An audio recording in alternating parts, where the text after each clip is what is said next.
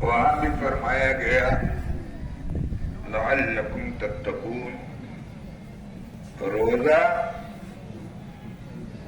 بھوکا رکھنے کے لیے، پیاسا رکھنے کے لیے تم کو نہیں رکھایا جاتا، اس لیے ایک مہینہ تمہاری تربیت کی جاتی ہے تاکہ تم متقی اور پرہیزگار بن جاؤ۔ اس کے بعد روزے چلے گئے، پھر وہی روش، پھر وہی مسجدیں خالی، پھر وہی پرانا انداز بے ڈھنگا زندگی گزارنے کا۔ جس پٹری سے ہم جنت کی پٹری پہ آئے تھے، اس پٹری کو ہم نے چھوڑا اور پھر غلط روی کی طرف، غلط روش پر ہم چل پڑے۔ کیا مطلب ہوا؟ اللہ تمہارے بھوکے رہنے کو، تمہارے پیاسے رہنے کو تھوڑی پسند کرتا ہے، وہ تمہیں کچھ دینا چاہتا ہے، تمہارے گناہوں کو معاف فرمانا چاہتا ہے، تمہیں ایک بہترین موقع عطا کر دینا چاہتا ہے تاکہ اس میں رو کر کے، گڑگڑا کر کے اپنے رب سے اپنے گناہوں کی معافی طلب کرو، نجات کا راستہ نکالو۔ یہ راتیں شب قدر کی، رمضان المبارک کی آپ کو اس لیے عطا کی ہے۔ اور وہاں تقویٰ کا ذکر ہے، اور یہاں بھی جو ہم آپ سنت ابراہیمی ادا کرتے ہیں، اور بے شک سنت ابراہیمی ہے۔ صحابہ نے کہا ما ہی اللغافی یا رسول اللہ صلی اللہ تعالی علیہ وسلم، یہ قربانیاں کیا ہیں اے اللہ کے رسول؟ تو آپ نے ارشاد فرمایا ہے سنت ابیکم ابراہیم و اسماعیل علیہم السلام، کہ یہ تمہارے باپ دادا جناب اسماعیل اور ابراہیم اور جناب اسماعیل کی سنت ہے۔ اللہ کو وہ ادا قربانی کی ان کو اتنی اچھی لگی،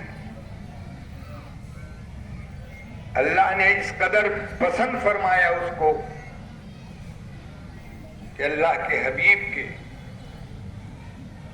غلاموں کو کے اوپر جو صاحب حیثیت ہیں واجب کر دیا گیا، وہ خلیل اللہ کی ادا تھی، اور اسی کی نقل اللہ کے رسول صلی اللہ تعالی علیہ وسلم اور صحابہ نے زندگی بھر اسی سنت کو قائم رکھا اور امت کو حکم دیا۔ حضرت خلیل اللہ اللہ کے ان نیک بندوں میں ہیں کہ اللہ فرماتا ہے ایک بیٹے کی قربانی نہیں، جان کی بات آئی تو جان قربان کر دیا، مال کی بات آئی تو مال قربان کر دیا، اور جانگے کنارے نمرود میں جانے کے لیے خوشی سے تیار ہو گئے خلیل اللہ علیہ السلام کہ رب راضی ہو جائے، میں چل جاؤں مگر میرا معبود راضی ہو جائے۔ سبحان بیٹے کے اوپر جب قربان گاہ لے گئے تھے مینا میں، اور عجیب کیفیت تھی، باپ اپنے بیٹے کو ذبح کرتے، اور وہ اتنے پیارے بیٹے کو، اتنے عزیز بیٹے کو جو جان سے زیادہ ہو، لیکن اگر باپ تمام انسانوں میں بے مثال تھا تو بیٹا بھی لاجواب تھا۔ قرآن کہہ رہا ہے کیا تنہائی میں شیطان نے 3 جگہ ماں کو بھی بہکایا، بیٹے کو بھی بہکایا، خلیل اللہ کے پاس بھی گئے کہ آپ کا خواب اللہ تھوڑی چاہے گا کہ آپ بیٹے کی جان لیں، لیکن تینوں جگہ لاہور پڑا گیا اور وہ بھاگ گیا۔ آپ نے تینوں جگہ دیکھا کہ شیطان بھاگ گیا۔ آج بھی وہ سنت زندہ ہے، حجاج کرام اس کو پتھر مارتے ہیں जा करके तो बहकाने गया था। खैर वो बहकाया लेकिन कामयाब नहीं हुआ। अल्लाह अल्लाह वो मंजर मैं पेश करना चाहता हूं जब अल्लाह के खलील ने अपने नूरे नजर, अपने लहते जिगर, अपने दिल के टुकड़े को अपने सामने रखा और सामने रखने के बाद कुरान की वो आयत पढ़ो, या बुनैया इन्नी अरा फिल मनामी अन्नी अस्बहुका फंजुर माज़ा तरा। ए मेरे लाल, मैं ख्वाब देख रहा हूं कि मैं तुम्हें राह खुदा में कुर्बान कर रहा हूं। फंजुर माज़ा तरा, तुम्हारी क्या राय है? ए खलीलुल्लाह, जब आप कुर्बान करने गए थे तो राय क्यों ले रहे हैं? बेटा मचल जाता। अब्बा जान ये क्या कह रहे हैं आप? भागने की कोशिश करता। लेकिन खलीलुल्लाह जानते थे कि एक नबी का बेटा नबी होने वाला ये भी बेमिसाल है। फरमाते हैं कि बेटे मैं देख रहा हूं कि तुमको मैं ज़बह कर रहा हूं, फंजुर माज़ा तरा, तुम्हारी क्या राय है? तो बेटे का जवाब सुनो, या बतिफअल मा तुमर। ए अब्बा जान, आप कर डालिए, इफाल करिए, मा तुमर, जो आपको हुक्म हुआ है करिए। सतजुदनी इंशाअल्लाहु मिनस साबिरीन। ए मेरे बाप, अल्लाह ने चाहा तो मैं सब्र करने वाला मिलूंगा। आपको, आप मुझे, अल्लाह ने चाहा, इंशाअल्लाह लगाया। सुभान अल्लाह। इंसान अपने से कुछ नहीं करता, वाकई जान जाए। कहते अगर अल्लाह ने चाहा तो आप मुझे साबिरों में से, यानी सब्र करना भी आसान काम नहीं है, बहुत बड़ा फेल है। दौलत जाए इंसान सब्र करे, माल जाए इंसान सब्र करे, मगर जब जान कुर्बान हो रही हो सब्र करना आसान नहीं है। मगर कहते हैं इंशाअल्लाह हो, अल्लाह ने चाहा तो मुझे साबिरों में पाए। जमीन में ये हो रहा है, आसमान वाले हैरत से देख रहे हैं। क्या रुए जमीन का सबसे अजीम इंसान सबसे प्यारे बेटे को ज़बह कर ही डालेगा? फिर वही फरिश्ते, ए मौला, वो कर डालेंगे ज़बह।